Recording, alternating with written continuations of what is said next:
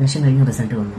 ഇത്രയും ഭയാനകമായൊരു പ്രകടനം ജീവിതത്തിൽ കണ്ടില്ല. ഇന്നിപ്പോൾ ഞാൻ ഇപ്പം ചൂടോടെ ന്യൂസ് അങ്ങോട്ട് കണ്ടതിന് ശേഷം എടുക്കുന്നൊരു വീഡിയോ ആണ്.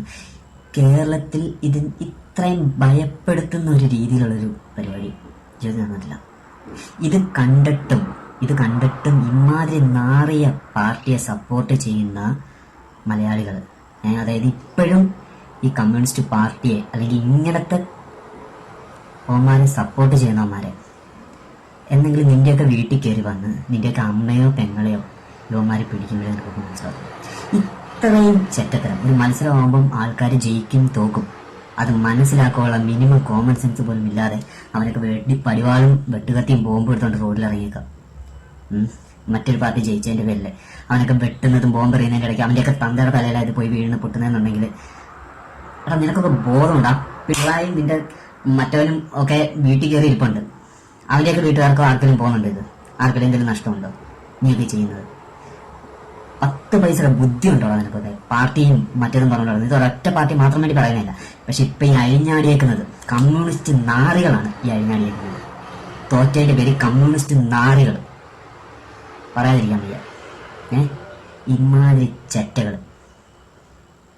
പ്രിയപ്പെട്ട LDFിനോട് നിങ്ങൾക്ക് തോൽവി അംഗീകരിക്കാൻ ബുദ്ധിമുട്ടുണ്ടെങ്കിൽ AKG സെൻറ്ററിലോ പാർട്ടി ഓഫീസിലോ ഇരുന്ന് കരഞ്ഞ് തീർക്കുക.